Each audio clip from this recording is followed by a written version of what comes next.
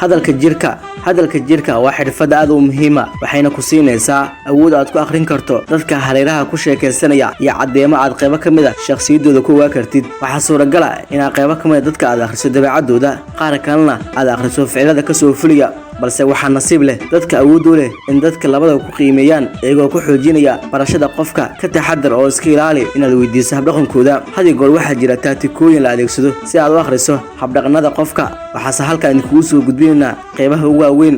taatikada aad adeegsanayso ka digtoonow ama ka taxadar qofka aad rabto inaad ogaato in sidaadoo kale u fakarayo. waxaa laga yaabaa in ficiladiisa iyo habdhaqankiisa hagaajiyo, taasina aad khalad weyn ka gasho qofka ama warbixin aan saxayn heshid. 2 la soco dhaqdhaqaaqa madaxa qofka aad la hadlayso ama rabtid inaad ka ogaatid warbixin, waayo waxa kasta ama dhaqdhaqaaq walba oo madaxa sameeyo waxaad ka fahmi karaysaa waxa uuna afka kaaga sheegi karin.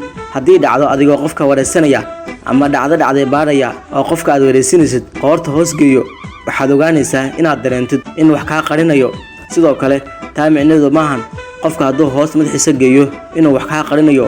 waxaa jira marar badan in qofka hoos madaxiisa geeyo sida markuu ixtiraam muujinayo, marka dhereshiisa dadyoga qaarkood ay sheegayaan, iyo marar kale oo badan, taasoo ku kala gedisan yihiin rag iyo dumarka. 3 eeg indhaha qofka aad wareysanaysid. indhuhu waxay ka mid yihiin halka aad ku ogaan kartid warbixinta qofka kuu sheegayo waa mid run ah mise waa mid kale. tusaale ahaan, markaad ku jirtid xaalad baaritaan oo kale, hadduu qofka aad wareysanaysid ama eedeysanaha aad xogta ka rabtid intuu kula hadlayo badato deedeemada hareerahaaga isagoo marba indhihiisa si mugla ku eegayaan, waxaad qaadan doontaa dareen ah in xogta ku siin u badan tahay mid wax kama jiraan ah.